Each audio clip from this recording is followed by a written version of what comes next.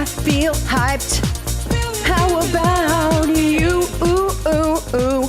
Gay Garfield. Okay. Yep. He's a fan of lasagna and cock. That's how you know he's gay. Rhythm of the night.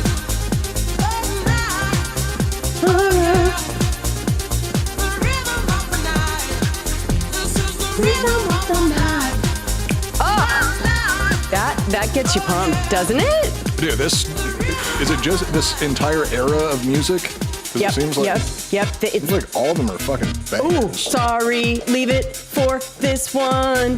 This is the same song. I know. The song's like 9 minutes long. 3 minutes, but whatever. All right, I'm good. You can turn that down. I am hyped.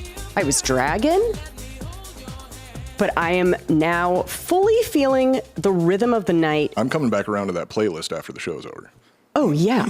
Just anything with rhythm in it? No, there was a shitload of bangers on there. Well, it pulled up a whole playlist when I clicked on it. I guess I clicked on the playlist instead of just the song. But yeah, there's a lot of good shit on there. Dude, you're gonna party later, dude. Partay. All right. I mean, I kind of feel like Banter, how you doing? Are you still stalking that one? Stalking is such a strong term. It is a strong term, but I feel like it's the right one. One-sided dating is what I prefer. Yeah. Haha. Lots of ha-has. Just joking. Yeah. We actually open up this episode talking a little bit about online dating. Oh, perfect. But no, just no follow-ups. No follow-ups. Playing tennis with the wall. Yeah. Okay. And that's good for practice, though. Mm-hmm. I say just keep texting, kind of to practice your texting, yeah. Have you tried calling her a bitch yet? Oh, yeah. No, have you tried, I haven't tried Luke's amazing advice last show? She just needs to know that I'm funny. So I'll text her and be like, ha ha ha, text me back, bitch, Is it just bitch by itself? No. It's like, ha ha ha, funny how you didn't call me back, bitch. You couch it with the ha ha ha. Yeah. A lot of ha ha ha, a lot of emojis laughing, a lot of just like laughing, right? And then just keep sending the laughing emojis. Yeah. Just when she doesn't respond. Like a whole page of them. When she doesn't respond, every day you laugh at it. You didn't. Start with Still one, not responding. then you do two, then you do three. Yeah. And then soon she's got a full paragraph of laughing emojis, laughing, crying, sideways laughing. You know what I mean? All of them. And this eventually works, right? I'm telling you, you will get a knock on your door. And it could be a woman. Well. It could be her. Get some attention. Yeah, I'll give it a shot. It couldn't hurt. So if we're talking about Coop possibly being reported for his super funny texts, one-sided texts that he's sending. Emojis. They're laughing emojis. How threatening can a laughing emoji be? Not threatening at all. 3 o'clock in the morning. How threatening can a laughing person that's constantly laughing, right? Smiley face. It's never creepy. He's got a smiley face, like the killer, right? Anyways, if we're talking about that and giving you great advice, I think both Luke and I, we want you to succeed. We're just trying to give you advice that we know works, right? And we're here for you. All stuff that you guys have tried yourselves. 100% with great success. So if we're talking about all of that, we must, and you must be listening to Crime Corner.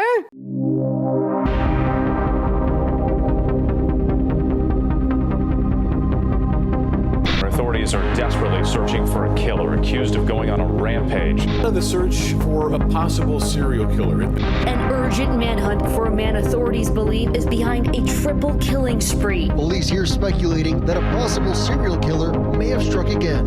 Told her to get out of the car, and that's when she became afraid, and then I shot her.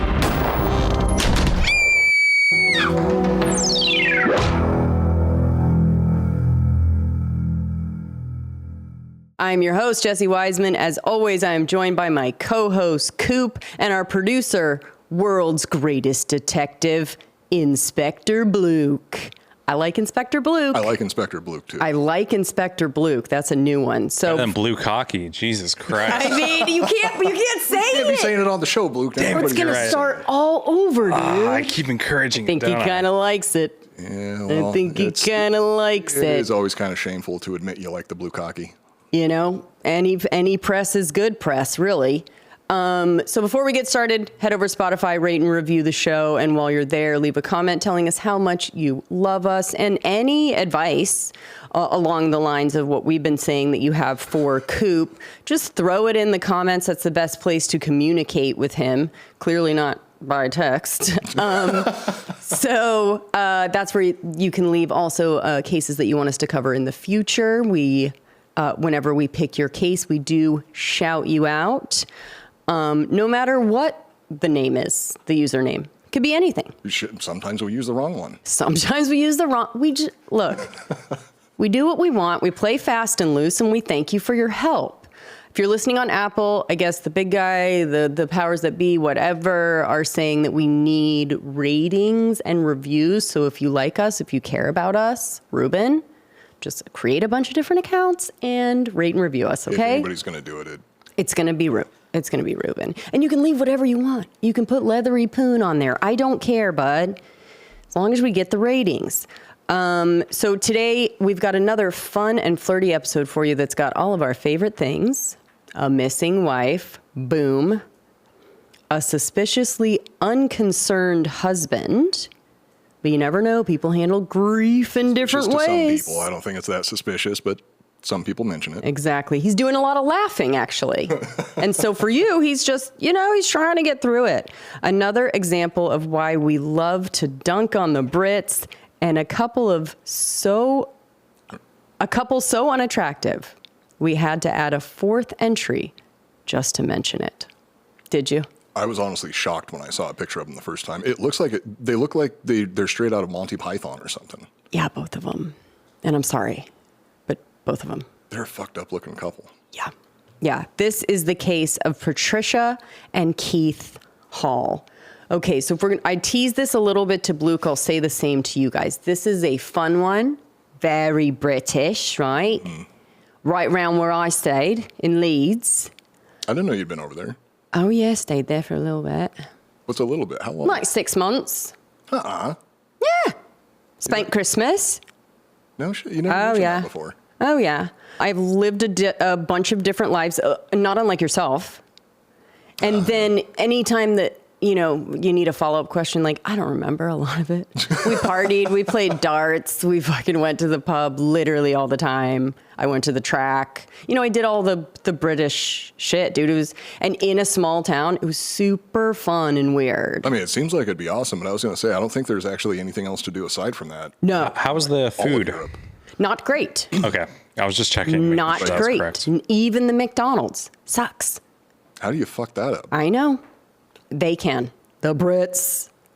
But the other thing I will say about this case is the question we are going to debate probably at the end is how far is too far for the police to go to get a confession from someone that they know is guilty but have no evidence. How far is too far? And when you go too far, can you back it up, right? Yeah, I've definitely Is got that justice? some thoughts about yes, that part of the case. we both have some thoughts. I hope we're on different sides, but we're always like agreeing. With our track record. So Coop, I think without further ado, let's jump into this doozy. People like to talk about the dangers of online dating like it's something new or unique.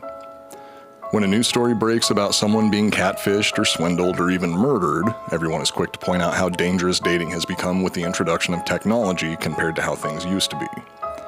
And this is wrong for a few reasons. Number one, love is a battlefield and therefore has always been and will always be inherently dangerous. And number two, Lonely Hearts ads are arguably more deadly than online dating has been. We've done a couple cases where that's where people found We've covered victims. more cases about Lonely Hearts Hearts than online killers. For the two people that are young and don't know.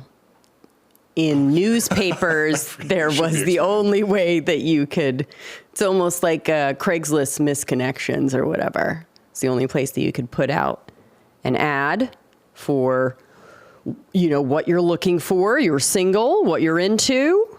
It was essentially like it was online dating before the internet was. Yes, and you had to wait for a letter sometimes. If not, your phone number would be a bit much, but. Yeah, that's got to be fucking weird. Yeah.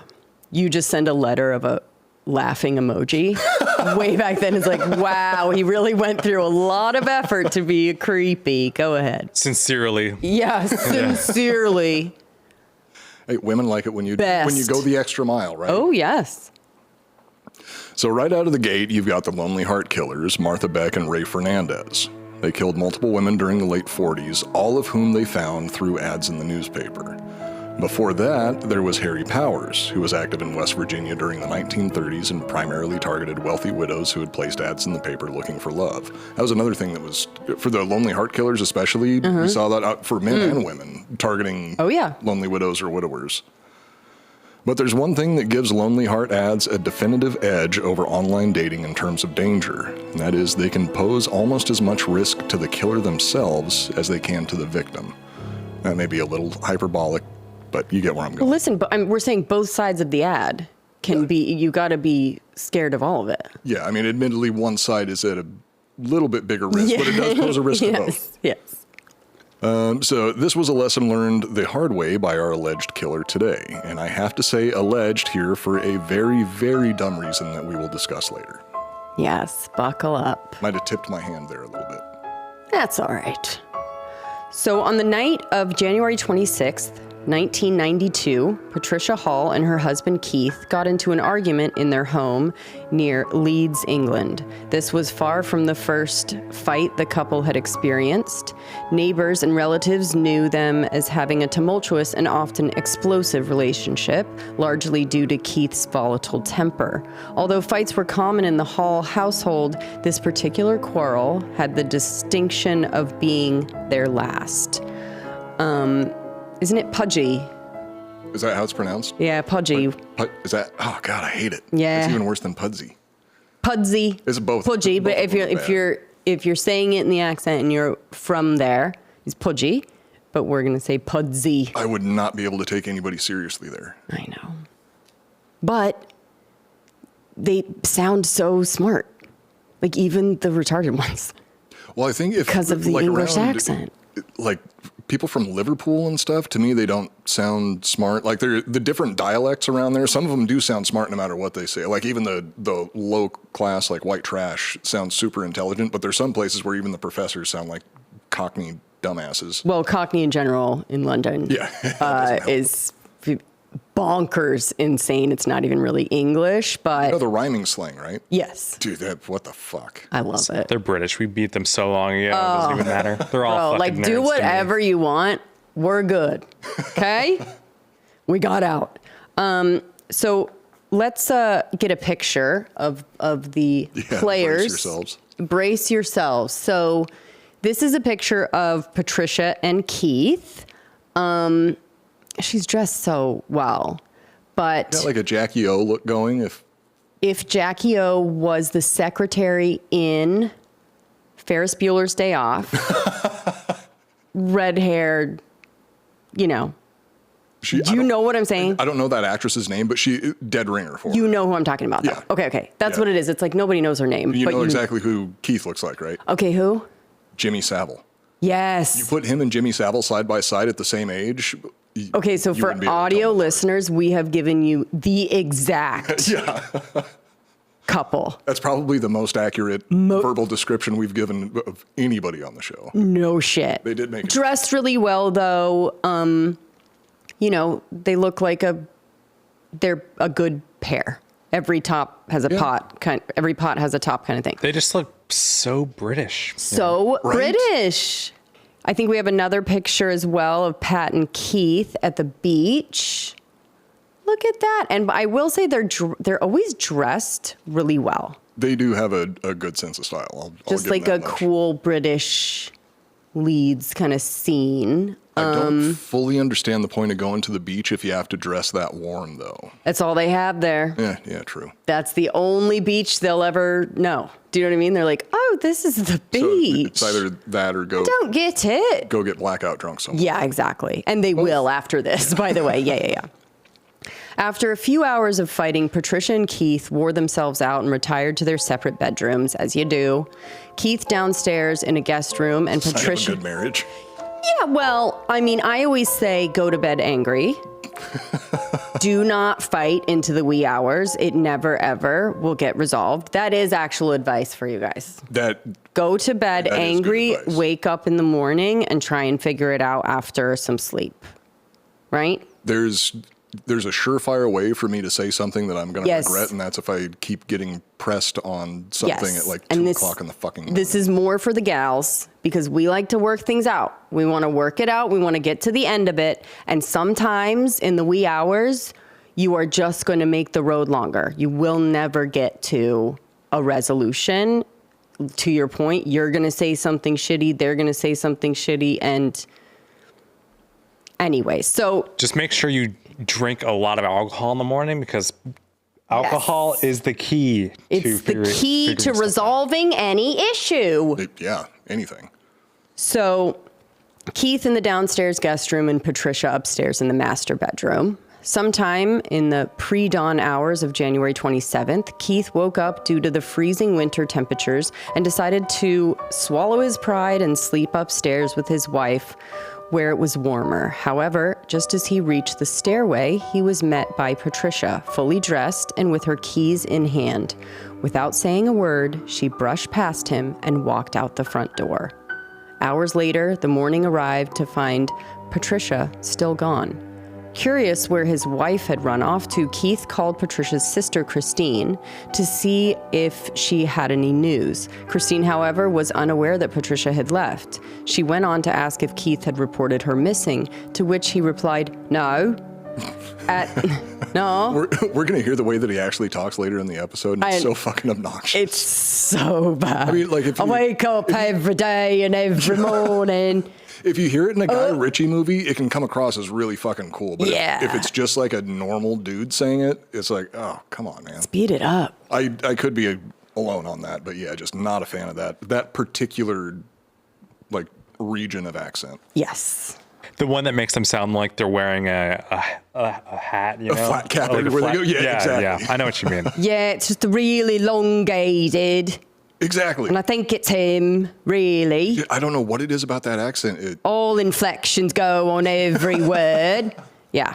Anyway, don't worry, won't be doing that the whole time. Nothing more annoying than a British accent done by an American. I don't like it when the Brits do it.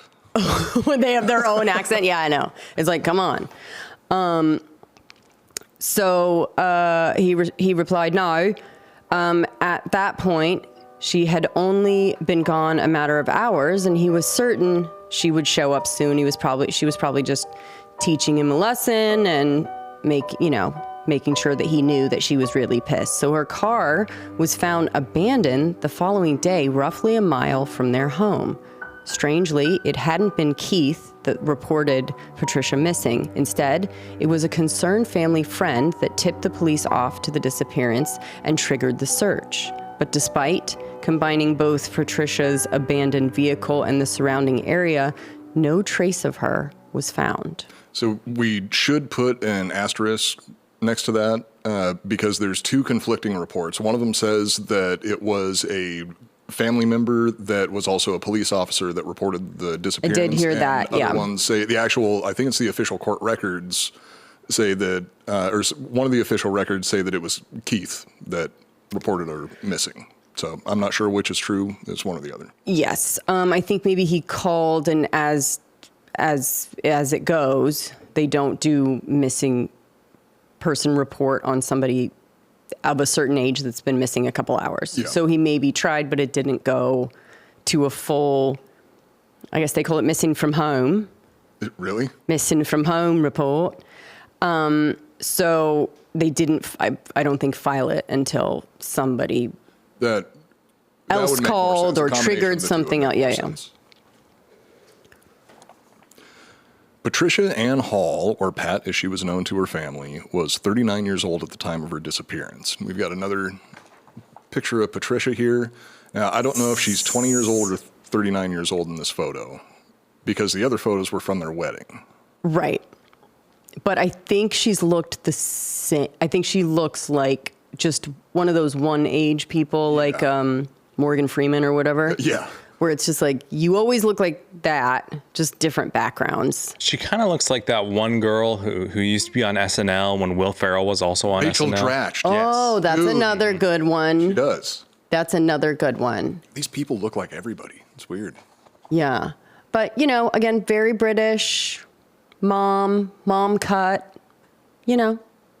Patricia spent her life in the very part of Yorkshire in which she eventually disappeared, despite her desire to live elsewhere. She and her husband Keith lived in a modest 3-bedroom home in the ridiculously named village of Pudsey, or Pudgey? Pudgey, Yeah. which they shared with their 2 sons, Andrew and Graham. Patricia was a devoted mother to her boys, and according to family members, there was nothing on God's green earth that could separate her from them. So strange that she would walk out. Mm-hmm. Pat made her living the way that many women did before selling essential oils and feet picks became viable careers. She sold cosmetics door to door as an Avon lady. Did you ever have an Avon lady stop by your house when you were a kid? I think they stopped by, but my mom was probably like, hell no. Whatever, you know what I mean? Like, it wasn't like that. In the town that I grew up in, they still had, like when I was a little kid, they still had Avon ladies that would go door to door, and they would have, was it the Schwan men? Oh, yeah. So those like really fancy ice creams. We and shit bought like that. encyclopedias from somebody. Yeah, I Yeah. had them too. But our town was so small that actually getting a door-to-door salesman, they would have to come from one of the neighboring big towns, which is like 2.5 hours away. So getting a door-to-door salesman was like a huge event, and people would go and like track them down wanting to Be like, hey, you want to sell me something? I'll buy it. Yeah. Just like great town to go gold to mine. if you want to sell shit door to door. Yeah. So Avon lady, pretty big at this time. And kind of an early pyramid scheme. Yes. Or multi-level marketing. kind of Yeah. shit. But she was really good at it because you have to be, as with any multi-level marketing, really sociable, able to like make friends that you're going to portray later by trying to say, do you know what I mean? Like you have to be like cool with just like. Do you think she was higher in the pyramid, or do you think she was way low down? With She must have been Avon, higher I if she think, was I doing think she was well. higher. Yeah. Yeah. She and was just that's- really good at it. It's so funny when people will approach a friend with, or a quote unquote friend with one of those things, because it's so fucking predatory. Yeah. And when I first moved here, I was to Wilmington, approached by many people because I was like, didn't know anybody and wanted friends. What? Really? Yeah. So I bought Lulu Row leggings. I Rodan and Feel. I was like, oh, well, shit. And then every time they're like, Lulu Row. Lulu Row. Is that a knockoff brand, or is that? No, that's a multi-level marketing leggings. And it's like a weird, colorful clothing. I can't. But there's a good documentary on it. But the only one of those companies I've ever interacted with was Cutco Knives. And they called Multi-level? me. It was Cutco Knives. Okay. And they multi-level marketed you? Yes. Well, they called me, and then trying to get me to do it for some reason. To sell it, yeah. Yeah. So they go, oh, you like this product? Well, you can get a discount if you sell it. I But you almost have got to- roped into one when I was like 18 or 19 years old. It was some energy drink company, and I was working as a security guard, and one of the employees of the company that I was doing security for was like, you're a real personable guy, and you're easy They to really talk to. talk you you up. ever think about getting into sales? I was like, oh, no, tell me more about it. And I came so fucking close until I think it was my stepdad. Was like, heard me bro? talking about it. He's like, whoa, he's doing what? No. He's like, you should never have to pay more for a discount. Let's just start Which there. seems like it should be pretty obvious on the surface, but they almost got me. All right, so Pat made her living selling cosmetics. Keith, luckily, had a healthy income from his job running a grocery delivery business, which was helpful, seeing as being an Avon lady is one of those jobs that ends up costing more than it earns. Together, they added up to about as average of a British couple as you could possibly imagine. Even their house, it looks like a box. Yeah. It's one of those like box flats. So we've got a picture of another picture of them from their wedding. We'll go ahead and pull that up now. And again, those are newlyweds. Newlyweds. But you could tell me that they were celebrating like a a 20-year wedding anniversary, and I still believe it. I know. Except I think he was a little young. She's such a cute outfit. Anyway, they're both in suits. I don't know. Very, very well dressed. I mean, I'd rock a suit like that. If I Your wedding? No, not to a wedding. Right? Yeah, if I... So she's not in a dress, everyone. She's in a suit with a pretty much pillbox. That's like the same kind of Jackie Onassis suit, Yeah. pink with the pillbox hat. I feel like he could go to a ball, you know, wearing that, or maybe like a groovy ball. A groovy ball. Oh, yeah. He'd be in a movie like In Like Flint or something like that. I mean, I was just thinking Austin Powers. Very, Very Austin similar. Powers, yeah. All he needs is one of those like big frilly cravats. Mm-hmm. So as a side effect of being an average British person, Patricia struggled with depression over the years. This was a known fact amongst the family, but not what they considered to be the cause of her disappearance. And I think it was postpartum, basically, from her kids. Oh, so it wasn't even like... I don't know if it was depression. fully, but they talked a lot about postpartum depression. Oh, okay, in yeah. Well, I mean, reports by all accounts... I she guess was it doing- like heightens, maybe. Oh, for Yeah, it yeah. has to. So yeah, according to Pat's sister Christine, she had not only gotten her depression under control, she was thriving. In fact, in the weeks leading up to her vanishing without a trace, Patricia seemed genuinely happy and hopeful about the future.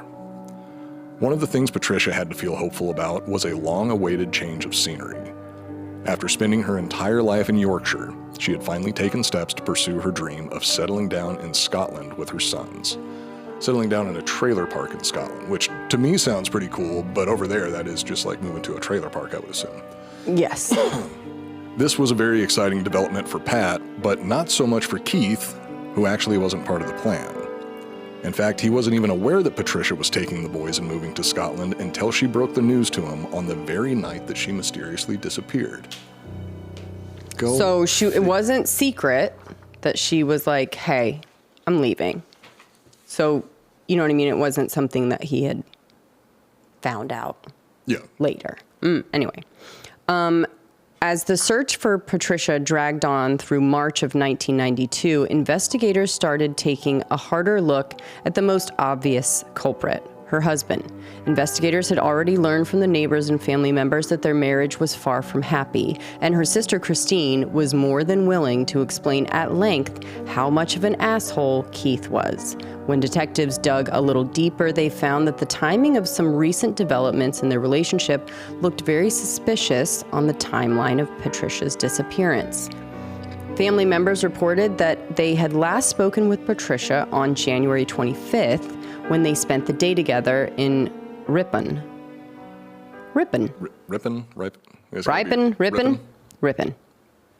whatever.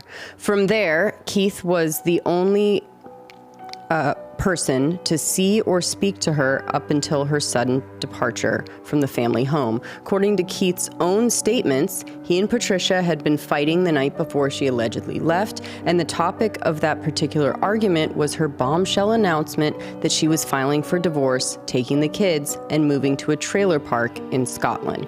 And we don't know if the trailer park or caravan park or whatever was just to kind of lay low until divorce happened, or if that's where she was wanting to actually... Yeah, realistically, it probably was just a way to get out with the money that she had. So it didn't take a master investigator to put two and two together. Patricia announced she was leaving Keith and suddenly disappeared. Yep. And Keith was the only witness to her alleged departure. Dollars to Donuts said Keith had something to do with his wife's unplanned departure. The only problem was Keith wasn't cooperating. When police brought him in for proper questioning, he exercised his right to remain silent and told the Bobbies to get fucked. I mean, good on him. That's what you're supposed to do. I think he lawyered up pretty quickly, right? Because he's like, of course they're coming after me. Mm-hmm. I thought that it was kind of... It is smart. I thought it was kind of interesting that he did willingly admit that they were fighting the same night that she disappeared, and that was when he himself admitted that was when they were having a discussion about divorce. Right. I think that I would have lawyered up before saying any of that, because I don't think a lawyer would want you to mention any of that. Right. So he's either stupid or telling the truth, right? Those two things yeah. can look like the same Pretty similar. thing. Yeah. Okay, so months went by without any progress in the search for Patricia. Without a body or evidence of a crime, there was nothing investigators could do to push the case forward. Unless Keith suddenly decided to make a bombshell confession, all they could do was hope that a hiker eventually stumbled across her mutilated remains somewhere out in the countryside, or that she came home of her own accord and lived happily ever after. And he at this time is going on television a lot. And, you know, pleading to Patricia, if you're out there, come home, we miss you. And there was something that I think I heard mentioned of him doing like a weekly appearance at one point. He was all too willing to be on television. So if somebody needed a segment filled, whatever, he would talk about it. He would ask for Patricia to come back. He would be interviewed. I mean, he was, Shy, obviously. not shy, and by all accounts, just seemed like some guy that wanted his wife to be found. While the West Yorkshire police were spinning their tires, Keith's life was cruising along at freeway speeds. Despite the recent devastating loss of his wife, he seemed to be moving on fairly quickly. In November of 1992, less than a year after Patricia allegedly walked out, he put out a Lonely Hearts ad in the newspaper and soon had a new romantic interest named Liz. Oh, good for him. How long after? I think that was about 6 months. Or wait, Yeah, a year. November, Around a year. Around 9 months after. All right. So Keith and Liz began their courtship as pen pals before moving on to proper dates. By all accounts, this wasn't some casual fling either. Keith fell for Liz fast, and he fell hard. It was clear from the beginning that he intended on making her into a new stepmother for his sons. In late 1993, after around a year of dating, Keith confessed his love to Liz and told her he wanted to spend the rest of his life with her. This wasn't a marriage proposal, but it wasn't far off. Liz, for her part, seemed as dedicated to the relationship as Keith. Her only real concern, and understandably so, was Keith's missing wife, which he right off the bat said, "You're going to know me from the telly. My wife is missing. My wife went missing. So Which I'm he had kind of famous," is sort of what he's saying. And she's like, "Ooh, cool, missing wife. Yeah. Oi, governor. Yeah, all right then." So it was kind of a thing. It was a thing in their I would relationship think that was. that she would kind of have to know about it going into it, considering the amount of time that he spent on television. Yes. Well, I'm saying right after when they started pen pal, I think the first correspondence was like, "Hey, you're going to know me from the telly." Oh, yeah. Do you know what I mean? So that was the intro line. So Liz is down. She's down because she's like, "Okay, well, I can deal with that. I'm a lonely heart." You know what I mean? When you're in the lonely heart part of the newspaper or whatever, you got to take what. You do have to be really fucking lonely. Really to be like, lonely. "Oh, yeah, the guy whose wife's mysteriously Yes. still missing. Sure, let's give it a shot." Yes. So it was great that things were going well between Liz and Keith, but Liz worried about what would happen if Patricia ever came back into his life, obviously. She couldn't dedicate herself to a relationship when at any moment another woman could show up and take it all away. She needed some sort of guarantee from Keith that his former wife wouldn't ruin their happily ever after. So Keith gave it to her. Liz had no reason to worry about Patricia coming back because that wasn't possible. When Liz asked why, he gave her a chilling response. "I strangled her, and it wasn't easy." Yeah, you got to be real confident in the relationship to just throw that one out there. I think it Can took you say that in the accent, please? I strangled her, and it wasn't easy. And it wasn't easy. Yeah. Perfect. And she's like, "Cool." Oh, the accent is so sexy. Just as long as she's not coming back. Do you know what I mean? We don't know, but Keith went on to claim that after strangling his wife to death, he took her body to an incinerator and burned it to ashes, destroying any evidence of his crime. At that point, the only thing connecting him to the murder were the words he had just spoken to Liz. Luckily, Keith knew he could trust her with his dark secret. After all, they were in love. Mm-hmm. In a new relationship, it takes a while before a couple becomes comfortable and secure enough to completely drop their facade and show their true selves. For most people, this involves relaxing some grooming standards and not bothering to sneak to the gas station when they need to take a shit. For Keith, his version of showing his true self was admitting to the violent murder of his wife. By the time he made that shocking confession, Liz was ready to make a confession of her own.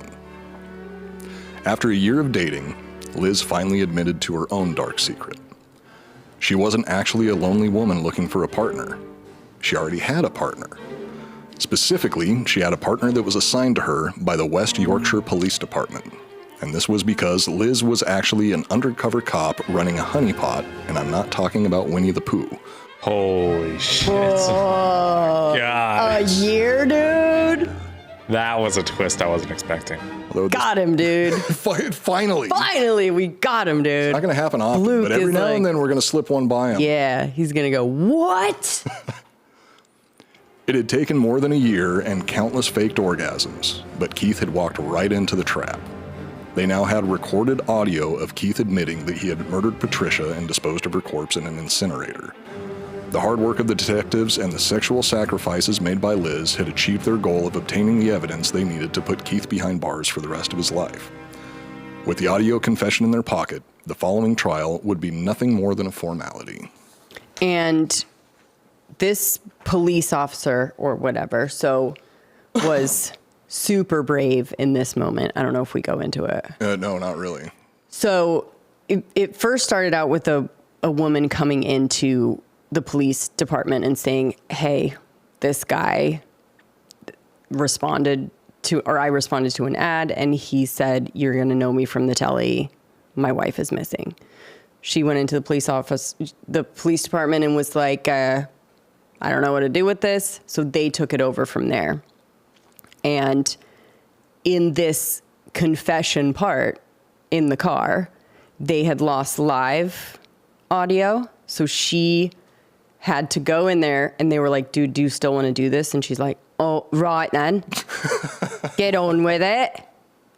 And so she was like, okay, I'll get the recording, but the detectives that are waiting to kind of like go now, like if anything happened, if he got pissed, if he found a recording, whatever, they didn't have any like line on her. So she went in like just with the recording device, got the recording, left. That's hard fucking core. Yeah. Dude, fuck that. Yeah. So aside from having a video of the suspect actually committing the crime, a recorded confession is the best evidence a prosecutor can hope for. By the time Keith's case went to trial in 1994, the audio had been approved by the Crown Prosecution Service, and pretty much the only thing the attorneys had to do was play the tape in court and collect their paycheck. When Keith's defense team caught wind of the prosecution's plan to use the recorded confession, they did the only thing they could think of to dispute it. They claimed that the investigators weren't playing fair. According to his defense team's claims, the entire relationship between Keith and Liz amounted to a year-long unlawful interrogation without representation. Not only was it carried out without legal counsel, it was carried out without the subject even being made aware that it was an interrogation. As far as the defense team was concerned, this was a violation of Keith's rights. But just because it was unfair shouldn't change the fact that he outright admitted that he had killed Patricia. Unjust or not, murder is murder, and regardless of how the confession is obtained, the killer must be punished. At least, that's how it would work if this happened in the US. Although, I'm not really sure. There is entrapment. There is, yeah. That was a big question in my mind the whole time that I was going through this, and from everything that I could find, chances are if this happened in the US, he would have been convicted. There would have been an argument over entrapment, But I think if they did handle it in the U.S., they would have had the. You think they would have played?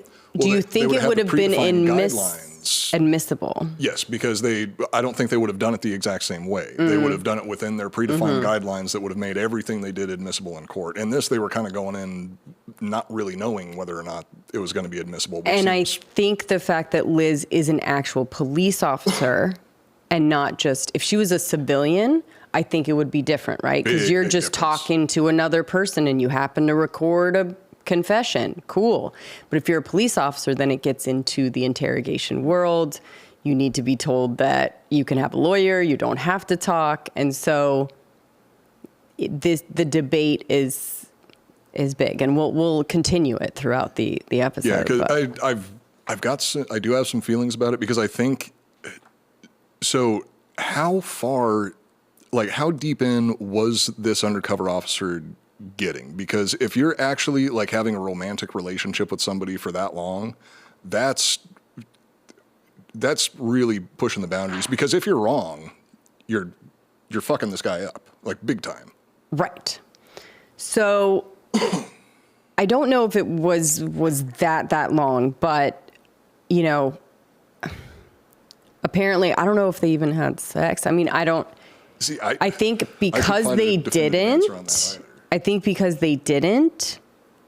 They didn't have sex, but he told her that he was a murderer. Right. So, but she was, you know, they were talking about getting serious. They were talking about moving to the next level. She wanted to make it serious, you know, like. I mean, that could have been like the carrot and the stick where. Thank you. I want to wait for marriage, but I want to make sure that you're ready to commit. And so he's got the possibility of having sex. Now, I have two guys in the room. What would you say? I've said worse. You know, if the girl's like, I need some guarantees. You're like, killed a kid before? She's dead. She's dead. Let's do it. You know what I mean? I don't know. Do it, lady.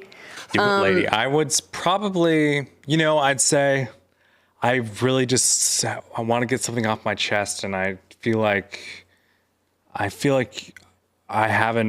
you haven't trusted me entirely. And I just want you to know that I didn't kill nobody. Okay? Yeah. Didn't kill nobody. I actually killed somebody.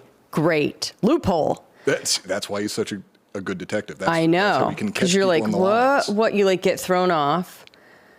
So it worked. It would work pretty well in court if you're like, man, she was gonna like leave him or have sex with him. Those were the options, bro. Yeah, see, if that's why I'm curious about how far she went with it, because if it does go that far, then I think there is a valid argument that's like, yeah, he wasn't in his right mind. He was going to say fucking anything that he needed to say in that moment. I mean, it's essentially like trying to admit information that's been acquired through torture. Yes. It's like, well, yeah, he was going to say whatever he had to say in that moment to get and what I it was think that he you wanted. guys would agree that's torture.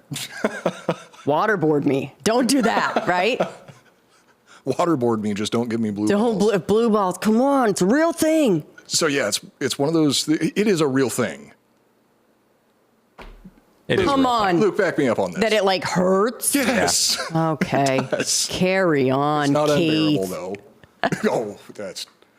Might as well call him Jimmy That's rude. Savile. Yeah, that's rude. That's rude. Sorry. But yeah, if it went that far, I think that there is a valid argument that it was unfairly obtained. But I still stand by, if this happened in the U.S., they would have gotten a conviction, because they know that though. Officer. So we know that here. The reason that you and I know that is because there's been many things that aren't admissible because of how they were obtained, right? Yeah. Evidence, if it's a cop breaking into some place and grabbing it, you know what I mean? Like, we just have more, you're right, regulations, and we know, and a lot of cops know that, like, yeah, I could do this, but what if I know? What if I get this confession unlawfully or whatever? Now I know the guy did it, and I can't. You know what I mean? Then you have to live with that. Yeah, so that's got to be maddening. But in Pudsey, they said, "Fuck it, differently. Send the gal out there, and make it, and like send the girl in there with no backup." Like they were playing it real fast and loose with this, because also, how do you launch? Bro, what if something had happened to her? I mean, they'd be like, woo, and just like drive away. Like, what? The killer struck again. Yeah. killed We one don't of us this know. I was a cop. Isn't that crazy? Going into this year-long investigation with this lady in close proximity to an alleged, or like a possible killer, without even knowing if the evidence is going to be admissible in court is fucking insane. They were bored, weren't they? They must have been. Yeah. Or they didn't like the girl that they sent in to be the undercover. Yeah, they were like, bye. Let's send Liz. Oh, shit, the live feed. You know went who out. would do Well, it? Too bad. Liz. So like the United States, suspects in the UK have their legal rights explained to them before any form of interrogation takes place. However, there is one notable difference in this process between the two countries. In the US, Miranda rights only need to be read to a suspect if they are knowingly being questioned by law enforcement, meaning undercover officers can question suspects without announcing that they are cops. That's true, huh? So there is that. Because There is that. That was a But even with that, major influence on the ultimate outcome. yeah. I think the way that we've been discussing this, we've kind of given away the ending already, though. Well, we'll see. Yeah. It's not admissible, but they get to hear everything else. So a case that was settled the very year that Patricia went missing ruled that judges have broad discretion in determining what evidence from a sting operation is admissible in court. Under Section 78 of the UK's Police and Criminal Evidence Act, a judge has the discretion to throw out evidence if they believe that admitting it would be unfair to the trial, which is also true in trials here in the US, but there's not really any way that you can go into a sting operation, that, at least not that I can think of, that you can get in. I can't think of any major sting operation that took this long that ultimately ended up having the evidence be inadmissible. It's crazy they didn't ever ask a judge beforehand, you know? Like they had a year, right? Yeah, that's what I'm Oh, yeah. But you You're think there right. was something Usually, along the so that's the lines. difference with here is that you have to get a subpoena basically, or you have to a warrant basically to be Yeah, able it's- to continue with a case. And also, or I'm pretty sure that when you get a warrant for something like that, you have to cite the specific evidence that it is That you're going trying for and to the manner get. that you're going to be obtaining it, and that has to be cleared by the judge. And if that's Yes. cleared, then you're good. As long as you stick to those guidelines, you're good to go once you get the evidence. So maybe it's just boring, but I never heard in this case them doing that. Yeah. So I they don't just think kind they of took did. it upon themselves to be like, we're gonna fucking get him. All right. It's insane to me. Pudsey law. Fucking Pudsey, man. So over the course of her relationship with Keith, Liz regularly probed for information about Patricia. She did this so regularly, in fact, that it was later determined to be tantamount to an extended interrogation. And I guess it was like pretty much every time they would hang out, it would come up in conversation at some point, like, oh, well, yeah, but what about your wife? So for you guys and guys listening, what would you do to end an ongoing nagging? Like, how far would you go to end the nagging questions that always, whether it's dishes, whether it's what, I don't know. How far would you go to just, we're done with this conversation. I'm done with it. I'd kill I my fucking wife. killed her. I killed her. Okay? This judge gets it, man. He gets knows it, what's man. going He on. gets it, dude. You guys would get along, brother. I was kind of on the fence about it, but yeah, I think he might be going in the right direction. So yeah, over the course of the relationship, she questioned him so often that it was tantamount to an interrogation. And seeing as she never admitted that she was a cop or informed Keith of his rights beforehand, she hadn't taken part in a sting operation. She had actually been conducting a year-long interrogation. And he had kind of asked her a couple times, like, it seems weird that you were like the first person. There's audio of him being like, kind of strange that you're the first person that responded. Kind of seems like a setup. Which is like, doesn't it? It's very close to are you a cop, but you're not saying, are you a cop, right? Interesting. And Probably suspicious that any time she would ask about his wife, she would always lean in like this. Yeah. So what happened to Patricia? Say it. You say it Yeah, to my and call. that one Yes. time she recited the Miranda rights while she was flirting. Yeah, just kind of like dishes, like you have the right to Sailor, you've got the right to remain silent. silent. According to the judge overseeing the case, this made the manner in which his confession was obtained unfair. In the end, the judge agreed with Keith's defense team. And seeing as a guy will say just about anything a woman wants to hear when he's all bricked up, As we it say. makes sense. As a result of the ruling, the confession tape in which Keith openly admits to strangling Patricia was deemed inadmissible. Oof. It's still, That's the only it's evidence. a fucking tough case. This is a tough case, dude. The fact that they decided to go forward with it, that's the only evidence you have. The witnesses are friends of hers, but carry on. Yeah. Once the trial began, the prosecutors were forbidden from even mentioning the existence of a tape, let alone playing it for the jury. In the end, the entire trial was carried out without the jurors being informed that there was a recording of the defendant admitting to committing the crime. Liz is like, for nothing. So Depending on how far she took that, that's... I think she didn't take it that far. And Keith admittedly falls in love super quick, according to him. So he was date 2, in love, ready to settle down. And also he needed some help around the house. It was him and his 2 kids and no mom. Oh, So he's like, let's go. I don't think British dads back in the early 90s really had any motherly features to them. No, and especially not him. No, especially not a guy who looks like Jimmy Savile. That's the last person that you want raising your kids. God damn. 100%. So with the confession tape being withheld, the case was already incredibly frustrating for the prosecution, and it was about to become even more so. After a 9-day trial, the jury went in for deliberation, and when they returned, they had a verdict. As the result of a 10-2 split decision, Keith was acquitted of all charges. So acquitted, not hung jury. I don't know how they do it out there, but, out here it would be, you could be, hung jury with prejudice, they could try again, whatever. But I bet that jury felt dumb as fuck when they got out. and They did. there you go. So the investigation into Patricia's disappearance had held the attention of the public since it was first announced in 1992. The long-awaited and highly controversial verdict was an explosive development that, instead of bringing closure, fueled the flames of public rhetoric in an almost unbelievable turn of events. Immediately after the verdict was announced, the judge allowed the full transcript and actually, I think, audio of Keith's recorded confession Dude, Luke, that's to be released. Same reaction that I had. To be released publicly, which is kind of fuck you, I'm going to follow the law, but also everyone's going to know. Have fun living in this town, motherfucker. I was hoping that was the thought process behind it. It's with anything, right? It's he did it. You don't have enough evidence. The evidence that you got was obtained unlawfully. So now what's the only retaliation?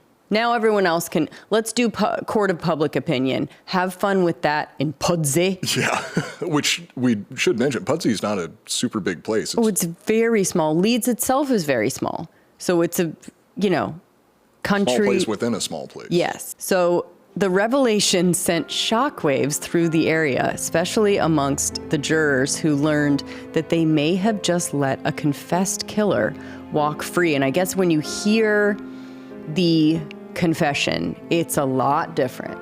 It hits a lot different than just hearing that, or they didn't even hear that it exists, but you can hear that things were going wrong and it points to him and all of this. But when you really sit down and listen to him explaining how he did it, and the sentence that really clinched it, that everyone talks about, is "I strangled her and it wasn't easy."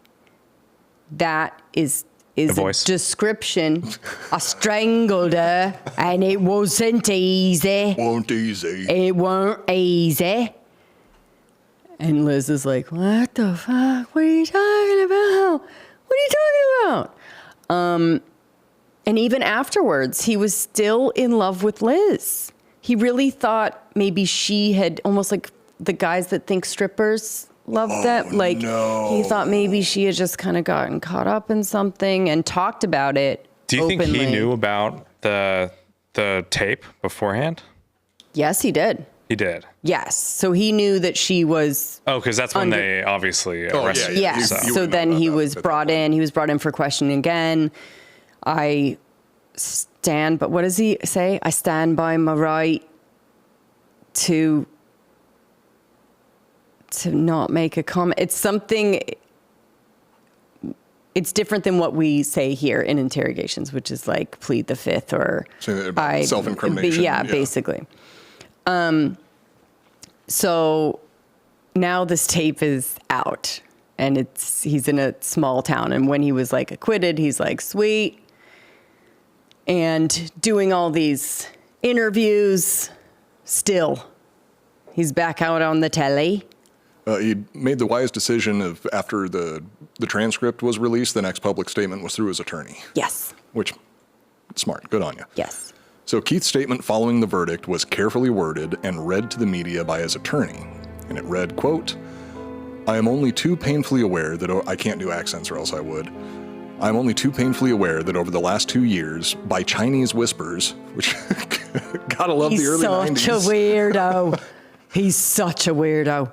So over the last 2 years, by Chinese whispers, the case has been tried many times. Why didn't his lawyer say, can we leave out Chinese whispers? You would think so. He's They like, carefully whatever, worded dude. Everything else. He was done with him. Well, back He's then, like, I'll just write whatever you want, and I'm fucking done. If you use like casually ethnic racist Sure. sayings and stuff like that, it made you more trustworthy. Because I'm for sure not going to Especially in Leeds. 90s that's not racist. He's hiding something. Yeah. If you don't add some kind of Chinese or curry reference in there, yeah. So yeah, by Chinese whispers, the case has been tried many times over. I hope everyone will now accept I did not murder my wife. It remains a mystery to me as to where she is and why she has never returned. Obviously, you got to ignore the part where I said that I strangled her and incinerated her body. We know was just all pillow too talk. well. This is pre like Reddit and internet. We know all too well when you go, hey, guys, it ends here. All right. We all know I didn't do it, so let's just hush. Did they hush, Coop? No, generally not. Oh no. For the next several years, Keith did what he had always done. He raised his boys, worked his job, and acted like an all-around asshole to anyone within eyesight. In 2001, a court officially granted him a divorce from Patricia, treating her for legal purposes as if she was dead. In 2006, a separate high court ruling granted probate to her sons, allowing them to formally obtain their inheritance, even though the law still technically classified her as missing. But the investigation into Patricia's disappearance wasn't the last run-in Keith would have with the law. In 2011, Keith made headlines again after he had a particularly intense altercation with his neighbor. The argument ended with the neighbor getting beaten with a brick and Keith getting arrested for felony battery. Now, they was call it it something different over there aside from felony battery, but it sounds dumb. Now, was it the neighbor that talked to the police and said he heard fighting and then it abruptly stopped? Like really aggressive fighting the night before. So if it was that neighbor. If it was the same neighbor, yeah. Keith,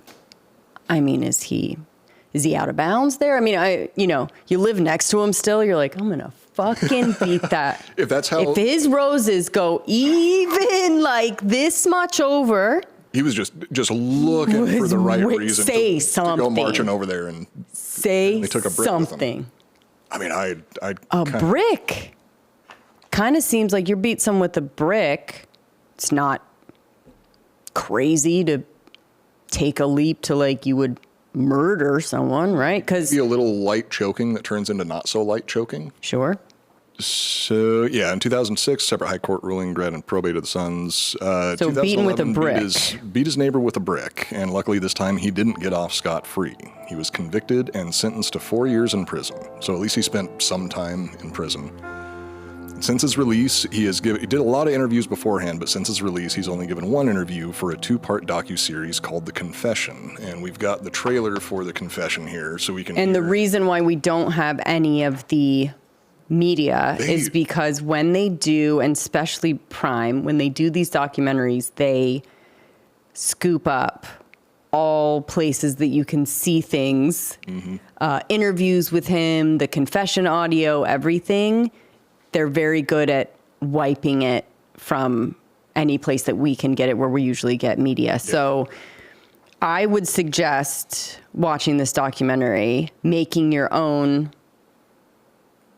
having the debate, you know, with yourself. Like, what do you think? I mean, there were times in the documentary where I was like, I don't know. I really don't know, because he's so outward facing. He's doing all the interviews. Even this documentary, he's very much like, he's just out there. It's weird because There's even no secrecy. just over the course of this episode, as we're going over everything and like we discuss the information as we go along, I'll be like, oh, wait, I didn't think about it that way. So maybe like it's so fucking hard to come up with a decision on this case. I know. So we have the trailer. Trailer for the... This is basically a big, endorsement of this 2-part. It's very good, by the way.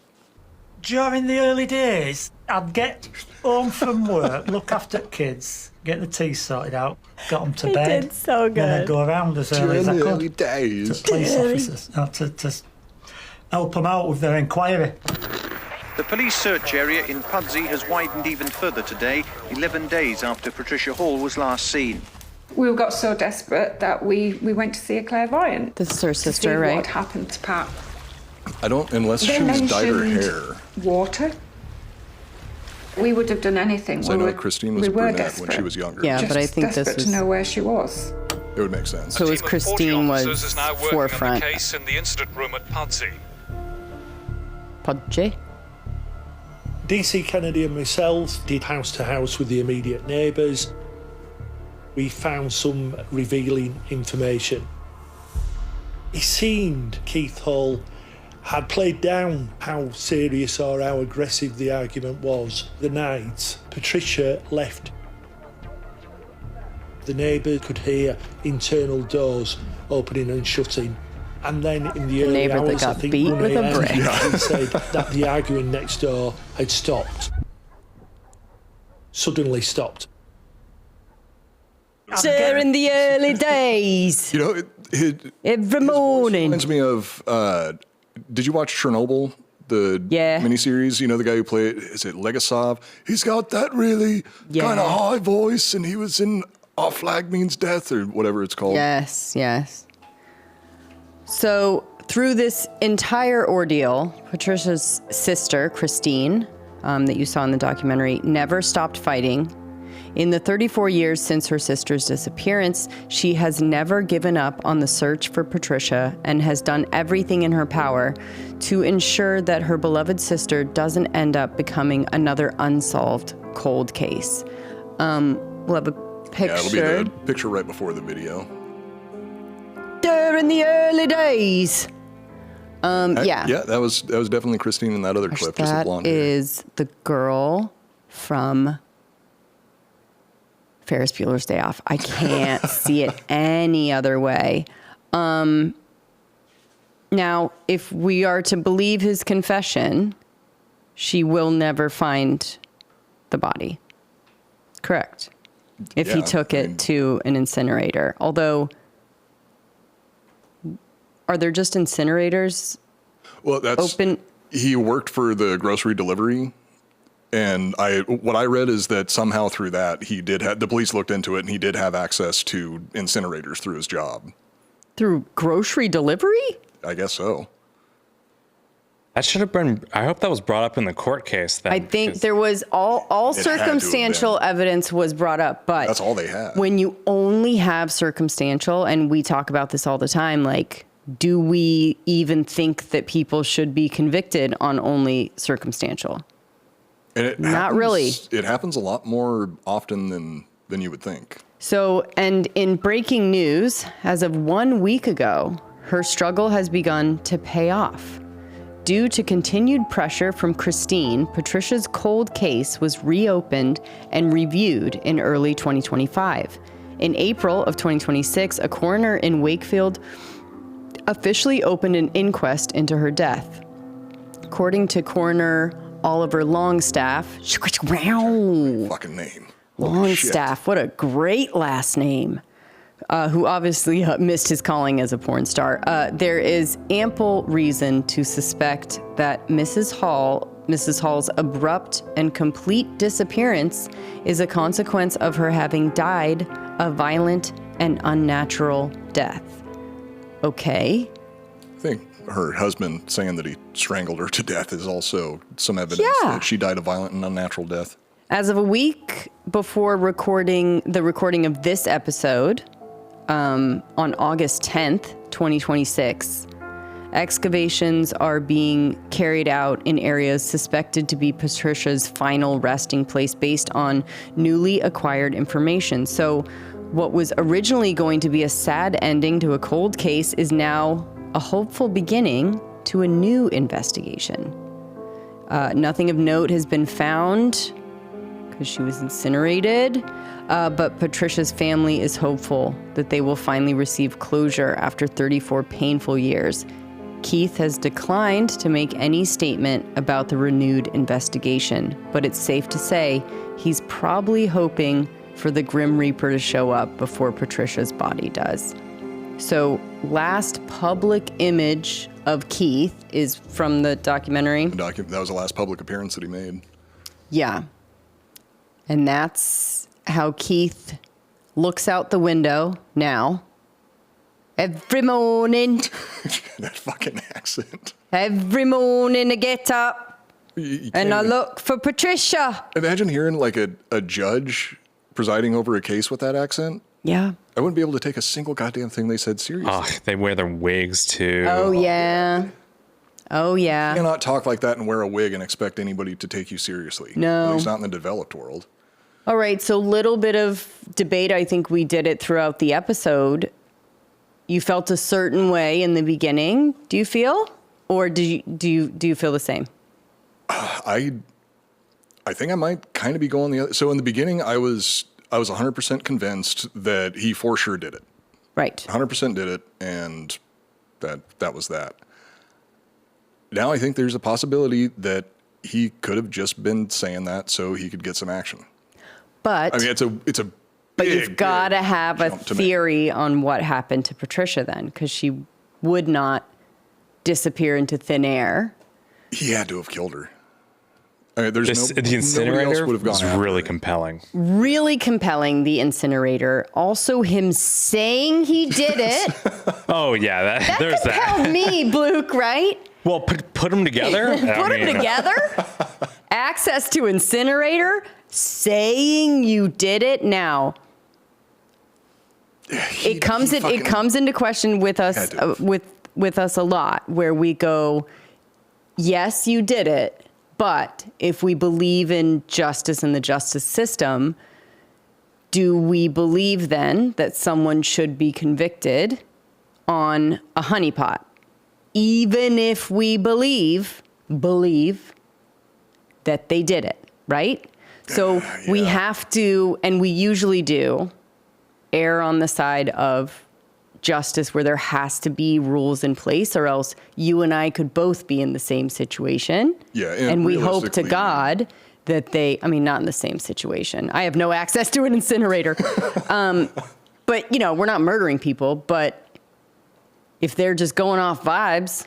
Yeah, I mean, if you get a false accusation against you, you want those safety catches to be in place. And I can't remember who it was. I mean, if Dan was here, he'd be able to tell me. But there's a real famous quote about something along the lines of, I'd rather see 100 guilty people go free than convict one innocent person. And I honestly think that it sucks, but that's the best way to do it. Because if you end up being that innocent person that gets in the sights, you really want them to.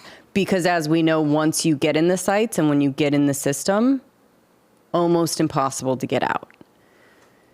So the question becomes, do you want a justice system that works, or do you want cops to be able to go off of vibes and honeypot your motherfucking ass? Because,